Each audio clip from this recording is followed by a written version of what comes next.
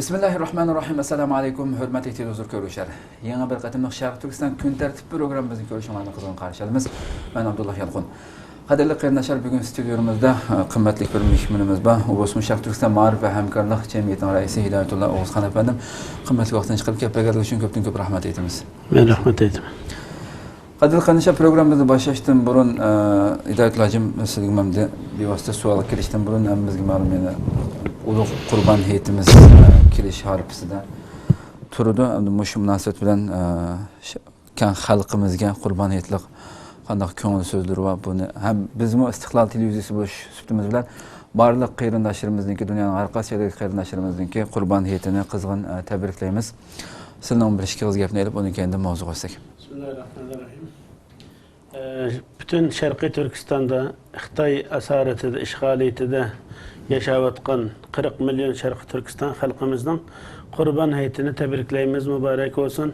Allah Teala halkımızdan üstündeki bu zalim, tecavüzçü, işgalci, terörist Xitay devletininki zulmini kötürüvetkey en kısa zamanda pat yakında Şərqi Türkistan halkının bu tecavüzlerden kurtulup öz azat ve her bir Qurban heyet, mağlagan Qurban heyetlerini birlik, beraberlik, hür, azat, hoşallık içinde ötküzüşünü ümit arzu kılımız. Şunun bilen birge barlık çetelde muhacirette yaşayotgan bütün dünyadaki aziz qarindaşlarımızga, Şərqi Türkistan qarindaşlarımızga heyetlerinin mübarek oluşunu, ko'ngillarının ki şad, hoşal, xuram oluşunu tileyimiz, birlik, beraberlikimizni yo'qotmasdan bu Allah Teala'nın azameti, büyüklüğü, tevhidi yangravatkan ulug' bir günlerde Arafat ve Mina'da milyonlagan Müslümanların ki ya Allah deb Allah qiyilini otkan bir paytda barliq ümmetinin ki İslam dünyasının ki birlik, beraberlikki, kuch kuvveti, izzeti, şerefinin qayta eslik kelişini ümit arzu kılgan halda bütün Müslümanların ki İslam ümmetinin ki Şərqi Türkistan halkının bütün muhaciretteki Şərqi Türkistan muhacirlerinin ki Qurban heyetini tebrikleyimiz. Allah Teala en kısa zamanda vatanımız Şərqi Türkistan'da birlikte heyet kılışqa nasip kılsın deb dua tileşiyle birge bu tebrik sözümünü yaklaştırdım. Rahmet, Allah razı olsun. Bir vasıta mavzurumuz kereylem de bizga ma'lum Qirg'izistondagi Xitoy elchixonasiga hujum qilingandan keyin u bir mezgil bir hafta tekshirilib bilan uni keyin bu ishninki Uyg'urlarga ortib qo'yilishi hamda Qirg'iziston doiralari tarafidan buni Sharq Turkiston islom harakati a'zolarining qilganligi, Tojikiston pasportli Uyg'ur ekanligi u degandek hamda axborotlarda hech qanday ularninki kimligi, haqiqiy kimligi hech qanday bir dalil isbotlaq shaklda hech qanday e'lon qilmay turib hamda axborotda bu e'lon qilingandan keyin Xitoy doiralari buni bas-basda o'zininki kanallarida, inglizcha kanallarda buni Sharq Turkiston islom harakati tashkilotininki qilganligi, Suriyadan buyruq berilganligi bu degandek bir muncha bayonotlarni e'lon qildi va nurg'un dunyodagi ba'zi davlatlarda Xitoyning axboroti chiqqan axborotdagi mazmunlarga qaratib xabar berganligi uchun chet el axborotlarining ba'zilarida bu xabar chiqqan bo'ldi hamda sizlar bu masalaninki Uyg'urlarga shunday otib qo'yilishi Qirg'iziston tarafidan bu Qirg'izistonning oqisida Qirg'iziston o'zimi shunday otib qo'ydimi yoki kuchli besim bo'lgan bu Xitoy tarafidan shunday qildirilgan ishmi bu? Bunga qanday qaraylasizlar? Bu Bishkek'te bo'lgan portlash hadisasiga birinchi bo'lib bular tuhmat qilayotgan ismi ilingan tashkilot, birinchi bo'lib bunda bir tashkilot yo'q dunyoda. Şərqi Türkistan İslam hareketi deydigan bir tashkilot yo'q. İkinciden Xitoy buni bir plan orqali chet eldagi muhacir Şərqi Türkistan tashkilotlarini, Şərqi Türkistan davası uchun mücadele berayotgan tashkilotlarninki hareket dairesini taraytish uchun ularga bo'lgan hujumini taxmin shiddat bilan kuchli bir shaklda elib berish uchun buni planlagan deb qarayman. Çünkü bu ismi atalgan tashkilotlar hozirga qadar bu to'g'rida bir fikr bayon qilmadi. Hem unda bir tashkilotning baliq to'g'risidami shaklik, çünkü o ism bilan Şərqi Türkistan İslam hareketi deydigan bir tashkilot ham mavjud emas. Bu Xitoyning uydurib chiqargan bir yolg'on tashkilot. Şunun bilan birga Xitoyninki, Qirg'izistonninki bu portlashga doir ba'zi deliller bor ve bular Türkiye'de turvatıdı deb Türkiye Suriye'ye bağlışı. Yani bu Xitoyninki tezgahlagan Xitoyning plan tertibatı boyunca Türkiye'deki Uygurlarga qıltaq qurganligidan hiç şüphelenmeymiz çünkü hiç işten hiç yok bu oturdu taxı bu teftişne taxı yeni bo'lgan bir hadisinin dünya axborotlarınınki dünyadaki bu işe dikkat kılıvatkan kuşlarının devletlerinin hiçbirininki bu doğruda bir açık aşkara bayanımız yok.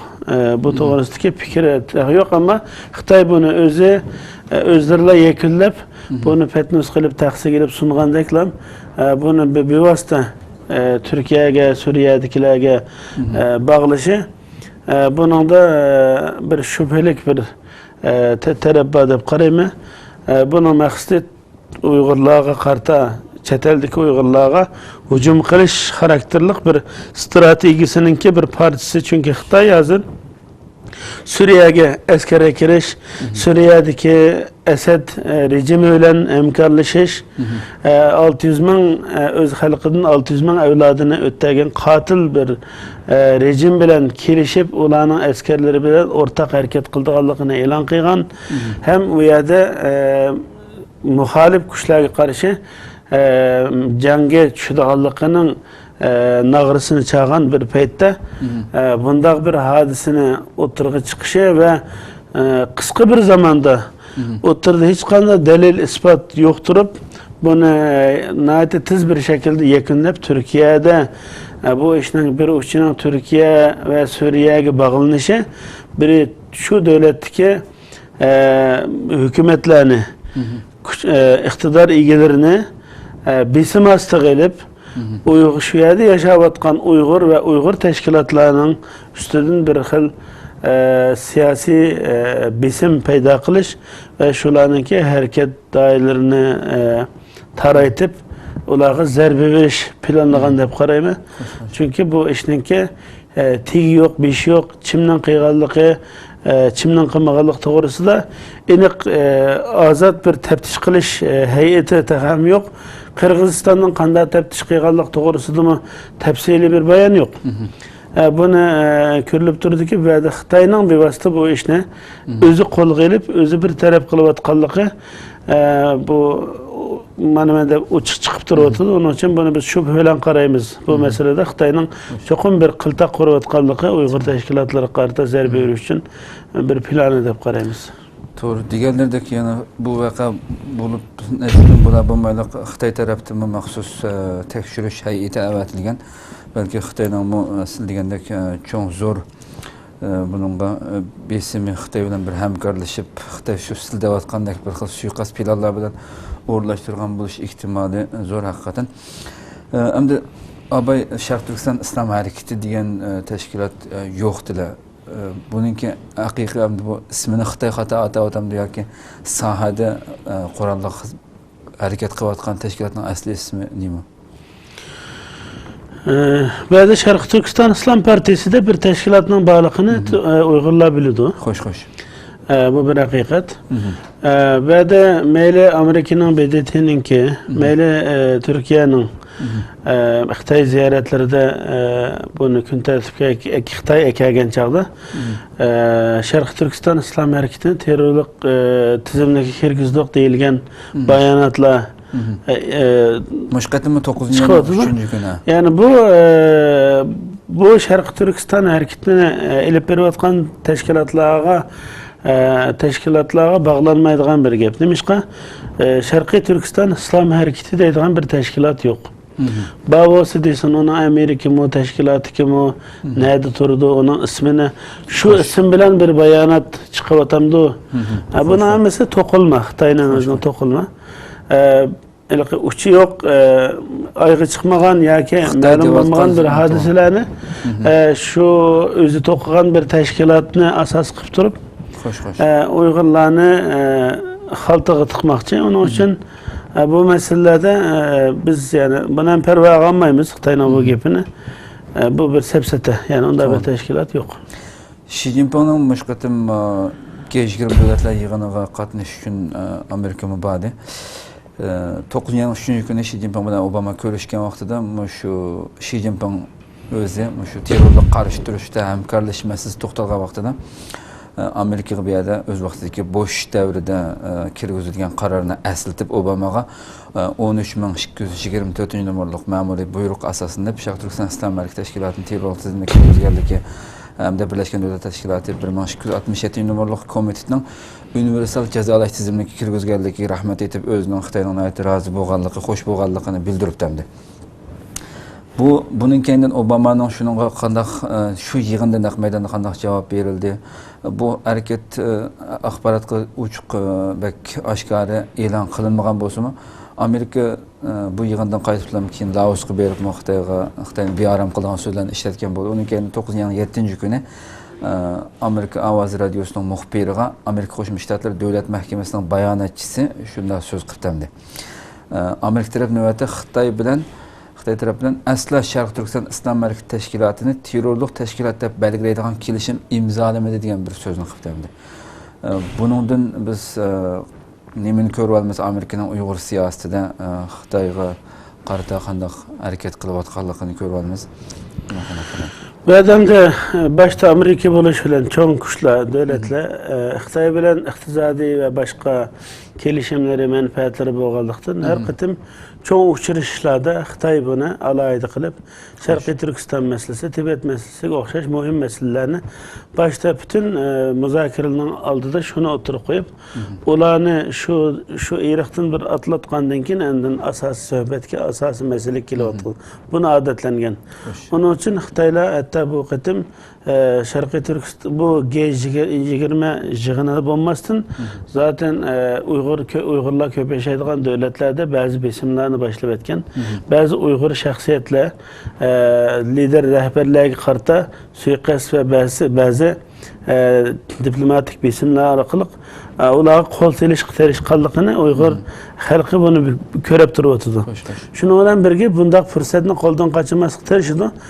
Buni bilgan davlatlarmi bu yerda deyilgan Sharq Turkiston Islom harakatini tizimga oldik, biz qo'llamaymiz degan gaplar bizni jumloq tegi yo'q, estiri yo'q gaplar. Buni bu davlatlarmi biladi. Bunday bir tashkilotning yo'qligini bilganlik uchun yog'och minib qo'ydigan bir gap bo'lganligi uchun davlatlar Xitoyning talibiga asosan har qatim shunday cho'ng bir uchrashishlarda bu gapni takrorlab qo'ydi. Buningdan bu Sharqiy Turkiston da'vosininki bu dünya xalq ommasiniki, davlatlarninki rad qilinayotganligi, rad qilishiga duch kelayotganligidan iborat narsa emas. Bu bir diplomatik bir ma'nosi yo'q so'zlar. Bu shu so'rinda qolib qoladi. Chunki amaliyotda Sharqiy Turkiston da'vosi kun sari dunyoning har yerida bağın sır terakki qilib kuchayib ketyapti. Yerlik xalq ommasining, ijtimoiy jamiyatning, tashkilotlarning qo'llab-quvvatlashiga kun sari eshityapti. Hem dünya kun tartibida Sharqiy Turkiston masalasi hech bir vaqt bo'lmagandek en kuchli bir saviyada kun tartibga kelib xalqaro yig'inlarda, suhbatlarda Sharqiy Turkiston masalasi vasitalik, vasitasiz shaklda oturup qo'yilyapti. Bu gaplar har qanday do'qmush ko'chada Sharqiy Turkiston va Uyg'ur degan so'zlar bilan ifoda qilinib kelyapti. Buning uchun bu Sharqiy Turkiston Islom harakati atalmış, yani bunda bir tashkilot hech kim ko'rmadi. Xitoyning belki başka bir tashkilotlarni hedef kelish, nishon qilish uchun deyotganligi ma'lum, ammo bunda bir tashkilot o'tirdi yo'q. Onun için Sharqiy Turkiston davasını İslam bilen birleştirip jug'urayotganlik uchun Xitoylarni jug'ishtirish noktasida shuna İslam hareketi değilse dünyada legal, meşru, qonunli harakat elib berayotgan nurg'un İslam hareketleri var. Shuni bilan birga Sharqiy Turkiston xalqi musulmon bo'lganligi uchun bütün qilgan hareketleri elbette İslam ve musulmonlik bilan chambarchas bog'langan bo'lganligi uchun İslam hareketi degan so'zni tanlashga tirishgan. Bu bir taşta bir qancha qushni o'ltirish, kişiler şu rayonda bo'layotgan islom nomida bo'ladigan har qanday bir harakat, har qanday bir tirishchanlikning tashkiliy harakatning oldini olish va bunga zarba berish uchun qo'llangan Xitoyning keng bir cho'ylisi bo'lishi mumkin. Buning uchun bu gapning bu konkretligi yo'q bir narsa. Onun uchun bu masalada xalqaradagi cho'ng kuchlarning Xitoy bilan ko'rishish jarayonida degan bo'libmi shunday atalmış Sharq Turkiston islom harakatining listiga ilinganligi, buni cheklanganligi, besim qilayotganlik degan gaplarning hammasi faqat so'z o'yinidan iborat. Buning hech qanday haqiqati yo'q va Sharq Turkiston davası qilchi ta'sir qilmaydi.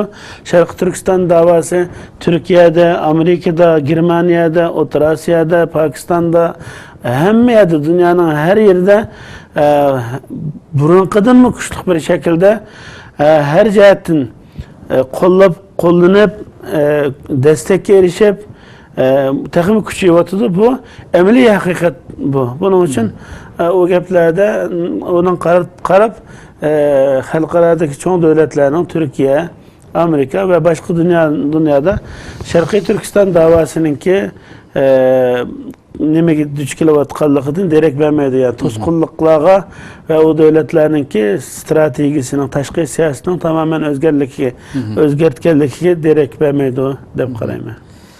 Xo'sh, endi Erdo'g'anniki Xitoy ziyarati bu qatimliq shu G20ga Erdo'g'an mabadi hammamizga ma'lum. Bu yerda yani kun siri yani oxirgi yillarda Turkiya bilan bo'lgan bir qancha muhim kelishimlarni tuzgan bo'ldi, to'rt turlik.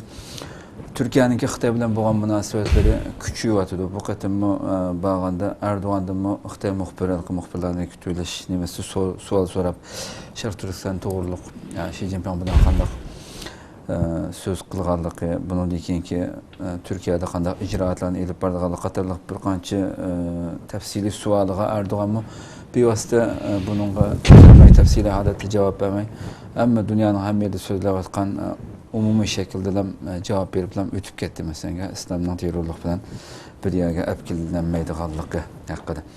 Erdo'g'anniki bu qatimki ziyoratida bo'lib Sharq Turkiston masalasida shunday so'z qilganligi, ba'zi albatta axborotlarda bundan qochqanlik haqida ba'zi ayblashlar tilga ilingan bo'ldi. Siz qanday qaraysiz Erdo'g'anning bu qatimki ziyoratida Sharq Turkiston to'g'ri masalasida?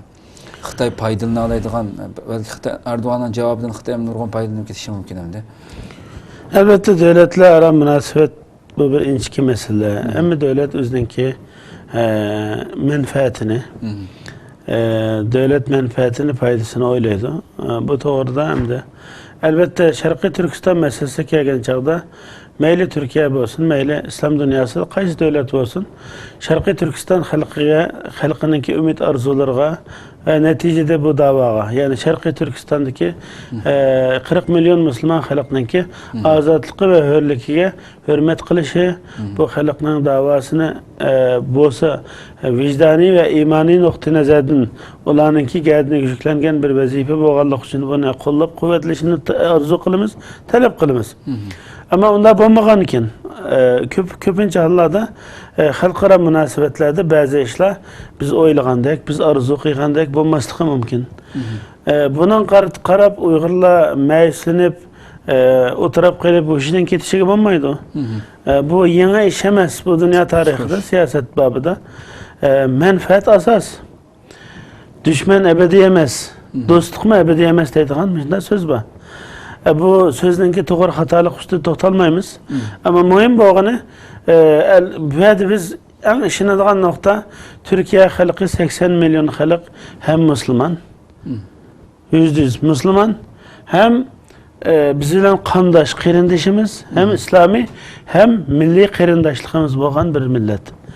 Biz yaşayotgan bo'lganlik uchun Turkiyada Türkiye xalqining ne kadar Sharqiy Turkiston xalqiga bağlanganligini, ne kadar Sharqiy Turkiston davasini qo'llab-quvvatlaydiganligini har qatim yozda, bo'libmi Xitoyning Sharqiy Turkistonda Ramazon oylarida ve maxsus kunlarda ilib berayotgan tajovuzchilik harakatlarining kuchayishi bilan birga Sharqiy Turkiston musulmonlarining ig'ir kulfatlik kunlarida Türkiye xalqining ko'chalariga minglab, yüz minglab kishining ko'chalarga to'kilganligini ko'ryapmiz.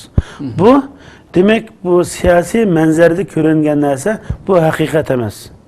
Siyasette bugün bir narsa deyilgan bo'lsa, erta onunki hech qanday o'rni yo'q.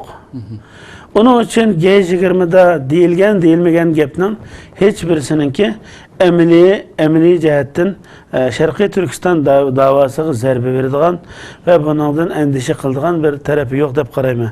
Elbette sözlerininki öydeki 40 milyon xalqning ümit arzularga kim bo'lsin, kim bo'lishidan qat'iy nazar shunga diqqat qilishi, o xalqning ümit arzulariga, qimmat qarashlariga, davasiga hurmat qilgan holda Xitoy bilan bo'lgan munosabatni tartiblashishni umid arzu qilamiz. Unda bo'lmagan chaqdimi, yana biz doim bu masalaninki haqliq taraflarini shularga, hukumatlarga, xalq ommasiga yetkazib turamiz ham turyapmiz. Onun için va'da deyilgan gap Erdo'g'anninki bu nuqtadagi gapi asosan Sharqiy Turkiston harakatlariga qarta deyilgan deb qaramayman. Ama şunun zorlangan bolsun mu bu iki bislik bir siyasi tamamen diplomatik edebiyat bilen şuğurulgan gap dep qaraymiz. Çünkü Türkiye özü rayonda meyli DAEŞ olsun, meyli başka nurgun PKK oxşaş Türkiye'de terörlük hareket edip beriyotgan teşkilatlar gün tertipte bulup ve dünya halkımızın bunun beşi de hem Xitay var hem Amerika ve nurgun dünyadaki devletler Türkiye'ninki haqliq bir meydanida Türkiye'ni qo'llab quvvatlaganligi uchun buningga açık kelgan Türkiye devleti terör meselesi de dünya devletlerininki adil, haqqani bo'lmaganligi noktası asasida terörizmni hiçbir şekilde qo'llamaydiganligini mana jumloq so'zlar bilan ifodalab kelyapti. Onun için bunu Sharqiy Turkiston meselesiga qaratgan deb o'yga taqilib qilishimiz to'g'ri olmaydi. Çünkü gap nihoyat ochiq bir şekilde deyilgan. Albatta İslam ve terörizm bir emas bir bo'lolmaydi degan bo'lsa, bu bizning e'tiqodimizmi bu? Elbette Müslümanlar terörist emas. Davalar hak asasıda bulundu. Şarkı Türkistan meselesi, Filistin'de Hamas, Gazze'de qanchalik haqliq bo'lgan bo'lsa, Türkiye başta buluşudan nurgun dünyadaki Müslüman ellerininki devletlerine qo'llab quvvatlashiga erishgan bo'lsa, Sharqiy Turkiston mücadelesi meselesi mi? Ana shundoq bir haqiqiy bir dava. Yani legal, kanunluk, meşru bir dava deb tanıymiz. Bu arada Xitay territoriyasının, Xitay zemin bütünlüğünü parçalaş meselesiga aylandırışık terişivatkan bir Xitayga, bu arada biz muşunda bir meydanda turuşumuz gerekki. Şarkı Türkistan meselesi, bu Xitay zemin, toprak bütünlük meselesi emas. Sharqiy Turkiston azat bir devlet bulup 1933'teki kurulgan İslam Cumhuriyeti, 44'te kurulgan İslam Cumhuriyeti ve 49'da Xitay asaretigi, işgaliyetiga duch kelgan ve 66 yılına yakın halkımız hiçbir yıl, hiçbir saat, ay, gün bu mücadeleni bermey ötküzmedi. Bunun için bu davayımızdaki kanuni o'rnini saqlash uchun hammamiz bu hassasiyatda, bu sezgirlik bilan harakat qilishimiz kerak. Ba'zi bir so'z edebiyoti asosida qilingan diplomatik ba'zi bir gaplarga taqilib qilib qildigan xizmatimizdan yo'limizdan qolib qolmasligimiz kerak. Bu hayajonimizni, bu qiziqqonligimizni yo'qotmagan holda taxmin kuchli bir shaklda dunyodagi bu vaziyat tamponi devletler ara münasebet menfaatlarına göz tutkan halde nait sezgirlik kılıp yol haritimizni, gün tertibimizni şekillendirişimiz gerek. Onun için G20'de meyli Türkiye'nin, meyli Amerika başka devletlerinki Sharqiy Turkiston'ı bağlaydıgan güçlük bir bayanatının boğalıqı ben işenmeyim. Bu arada tamamen Xitay'ınki uşuqlıqıga asasen bu itivalde uşuk bir meynet peskeş bir siyasetke asaslangan, tayangan bir devlet, terörist devlet bo'lganligi uchun Xitoy Sharqiy Turkistondagi terörist hareketlerini yo'shirish uchun shunday bir muhim yig'inlarda, muhim uchrashishlarda doim Sharqiy Turkiston va Tibetga o'xshash masalalarini oturup koyup anını destek ötküzüş tirişivatkan ve halkaradaki devletlerimi Xitay'ın bu doğrudaki rezillikini bilgenlik için aşındaki jumlaq atlap ötep kitadigan jumlaq keplilen dep kitabatıda ameliyatı olsa Şarkı Türkistan davası bütün dünyanın her qaysi yerinde Uygur halkının yaşavatkan her qaysi yerinde bağan sırı küçüyüp bağan sırı yoğunap ilgiri sürüp kitabatıda inşallah biz bu noktadan dünya siyasetinde Şarkı Türkistan davasına fevkalade bir kıyınçılık tosalgılarının bağlılığa işlenmemi. Ahırda dep ötkendek lazım şu Xitayning ushshuqligi yetib oldilig'idan dunyoning har qaysi joylaridagi Sharq Turkiston da'vosi qilayotgan tashkilotlarni ojiz etish, bizimga elish uchun diplomatik munosabatlarda davomli buni kuchayib kelyapti. Oxirgi kunlarda Turkiyada ba'zi uning asarlarini, ta'sirlarini his qilgan bo'ldik. Buningki bu qatnimki ziyorat bilan aloqasi bormi va yoki sizlar o'sha oxirgi Xitoy munosabatlarining Turkiyaning yiqilishi bilan Turkiyada faoliyat olib berayotgan sizlar boshqa tashkilotlar ba'zi besimlarga uchrayapsizlar masalan. Türkiye'de Şarkı Türkistan davası men yukarı degandek dadil hiç kanda nimesini yo'qotmadi. Süretini, tizlikini yo'qotmagan halda ketayotidu. Xalq ammasi ve Türkiye'deki barliq rehberlik teşkilatlar, partiyalar Şarkı Türkistan davası ve teşkilatlarımızdan faaliyetini qo'llab-quvvatlab ketayotidu. Xitoy bulupmu Türkiye'de bu davanın ki bütün dünyada Şarkı Türkistan mücadelesininki en müstehkem büyüklerinden birisi Türkiye. Bunu Xitoy yaxshi biladi. 80 milyon xalq Şarkı Türkistan davasının birden bir ilgisi. Ve bu yerdeki 30 mingdan Türkiye hükümetinin ki qaytiga binaen 300 mingdan artık Şarkı Türkistanlık Uygurlar var. Bu Uygurlarni Türk halkı kucaqlab öz iççigi bağırığı besip kılıyotudu. Elbette Xitoy bu yerden nurgun kıltak kuruyotudu. Mağlagan kişilerin kilip kitiyotgan bir rayon boğan diken bunun içinde Xitoy özününki casuslarını, şpiyonlarını işletiş için Türkiye'deki Uygurlarınki ictimai hayatığı tesir köküstüş, onların tinçlikini bozuş, onlarınki birlik beraberlikini, hatırcemlikini bozuş için Xitoy nurgun qalaymaqan hareketlerini özü ilip yürütüdü. Türkiye'de Xitoy'nın meyli ahlakı dair, meyli ictimaiyetki dair görünüvatkan bütün kıyınçılıklar, bütün rezillikler, eyiplerinin hemisi tamamen Xitoy'nınki casuslarının Türkiye'de ait tizden hareket kılıvatkanlığı. Türkiye'de Xitoy casuslarını evetiyatıdı. Fahiş, ahlaksız ayarlarını evetiyatıdı.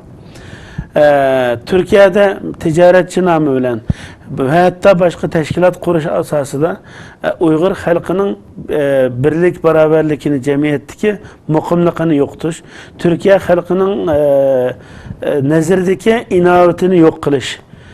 Parçalaş için nurgun rezil hareketlerini kıldı ama bu noktadan Şarkı Türkistanlık teşkilatlar halkımızına ait sezgirlik bilen, soğukkanlık bilen muamele ve bazı hareketlerini Türkiye devletimi his kılıvatıdı, bunu bilip itivatıdı. Türkiye'de bazı bir qalaymaqançılıqның tegide Xitoyning qo'li borligi. Ve bazen uçqilib aytsak bazı ahlaki çiriklik, bazı bir asayiş bilen münasebetlik, bazı bir hareketler bunun hemmisinin keynide Xitoyning Türkiye'de yerleşken casuslarınki qo'li borligini bunu biz delillep, ispatlap neçkatim Türkiye hükümeti bunu kösettik. Xitoyning casuslarının ne kadar rezil iflas hareket kılıvatkanlıkını Türkiye hükümeti bu doğruda Xitoyning casuslarının yakından küzüvatkanlıkını işinimiz. Ama Şarkı Türkistan davasının Türkiye'de ben aciz şevatıda da bilmeyim ama Xitoy bu yerda hatta Kırgızistan'da bo'lgan meseleni Türkiye'ye bağlışı ve G20'den burun Türkiye'deki Uygur teşkilatları ve Uygur rehberleriga qaratgan bazı bir töhmet ve iftiraları neticesinde besim selişi, bularning tutilishi yoki qaytarilishi to'g'rida Xitoyning jiddiy harakat qilayotganligini ko'ryapmiz. İnşallah bunda Xitoy natija qozonmaydi çünkü Türk xalqi Türkistan davasının sigortası. Yani bu Türkiye'de 80 milyon halk Xitay'ın böyle Şarkı Türkistan davasının ki acizleşi, yok oluşu, teripeyran boluşağa katı yol koymaydı. Buna kucak açıp kolumuzga, dolumuzga mürümüzü yölep kitabatımız. Ama Xitay Türkiye'de nurganlıgan yukarı deyilgendek bazı hareketlerini kılıp ötübatıdı. Devletke karta besimlerin ama katı kuşivatkallıqını es kılıbatımız. Elbette bu Türkiye'de yaşavatkan Uygurlar oxşaşlı vakitte Türkiye'nin özden vatini dep itiraf kıygallık için Türkiye'nin ki amanlığı, menfaati, hatırcemlikini birinci derecede qoğdap geldi. 15 iyulda askeri isyan, hıyanete başlangan çağda hatta biz Türkiye'deki bizim aksakallarımız, çoğunlarımız bütün Uygurlar koçağa çıkıp tanklarını aldığı özüne attı. F-16 airplane'ını astıda, bombardımanını astıda Türkiye halkının yanında Şarkı Türkistan halkının beraber birlikte boğallıqını aylarca bille meydanda bulduk. Bunu Türk halkı, Türk devleti köyde. Onun için Xitay'ın kandak, heyli neyran, heyli mikirleri, kıltaklarının işlemeydi kaldığı işinimiz. İnşallah Türkiye'de Xitay devletler ara münasebeti, menfaatle o ayrım neyse biz halkını tanıyımız. Türkiye halkını tanıyımız. Devletini idare kıldı kaldı mı bu halkının içinden çıkanlık için halkının ümit arzularına, halkının kıymet karışlarına hürmet kılıdı da bilimiz. Hoş, tamam. Köptün köp rahmet nayet yaxşı içip adamda ahırda bir sual bilen tüyteyle. Bu Türkiye'de yaşayotgan yıllardan buyon ahirgi yıllarda hicret kılıp her xil yollar bilen kelgan nurg'un qarindoshlarimiz var Türkiye'de. Bularning masalalarini ciddi şekilde hükümet tarafından görüşüp qilayotganliklari ma'lum. 7 ayının 15. gündeki bu hain hareketinin aldıda ciddi gün tertip kelgan mesela bir yerdeki hiçbir narsa yok qarindoshlarımizga vatandaşlık yoki ikamet meselelerini hal kılınış doğruluk. O ahvalla nedenden geçer çünkü nurg'un qarindoshlarimiz bunun qandaq bo'lib ketishi doğruluk ciddi şunun cevabını kütüp durayotgan qarindoshlarimiz chiqamdi. Birinchi ig'izni olsak. Yani bu gapni yo'q ko'rinma degan Şarkı Türkistanlıklar Türkiye'de minglarcha Şarkı Türkistanlıklar var. Bularning qiyinchiliklarini biz her daim Türkiye devletiga yetkazib turdik. Bu to'g'rida ciddi bir qadamlar natijalar ilindi. Ama emeyle ko'rib turyapmiz Türkiye'de kun tertip nihayet tiz almışıvatıdı, nihayet ciddi bir vaziyet şekillenivatıdı. O sebepten bizden meselelerimizden ki vakti saatinde icra kılınmayı kılıvatkallık olatıdı. Ama bu inşallah qarindoshlarımızdan ümitsizlenmeslikini arzu kılımız. Patarıda inşallah qarindoshlarımızdan qiyinchiliklarni hal bo'lishiga ishonamiz çünkü hozirgacha nurg'un qadamlar ilindi, natijalar o'tirg'a chiqyapti. Hemen degan olmaydi çünkü Xitoy Uyg'urlarning Türkiye'de her sahada qiyinchilikda turishini, ezilishini istaydi. Buna da to'xtalsak bence münasip emas ama bu to'g'rida hem buradaki biz ve başka teşkilatlar olsun hem Türkiye hükümetimiz Şarkı Türkistan halkınınki bu Türkiye'deki muhacirlerin meselelerine hal oluş noktasında icabi qarashlarını oturup koyuyordu. Biz keç kısmı muhim bo'lgani ko'ngilda arzu qilgan bir natijaning chiqishini kutamiz. Bu asas bunun için terişivatimiz. İnşallah qarindoshlarning sabr qilib dua qilib turishini arzu qilamiz. Köptün köp rahmet, kıymetli vaxtlarını çıkarıp ziyaretimiz Allah razı olsun, rahmet eylesin. Hürmetli televizyon görüşler, şuna kadar bugünkü Şarkı Türkistan gün tertibi mavzuluk programımız müşahede vakti itibariyle müşahede ahırlaştı. İnşallah yeni bir katılmak söhbette programda uçurashqacha sizlarni Cenab-ı Allah topshiramiz. Assalamu alaikum ve rahmetullahi teala ve berekatuhu.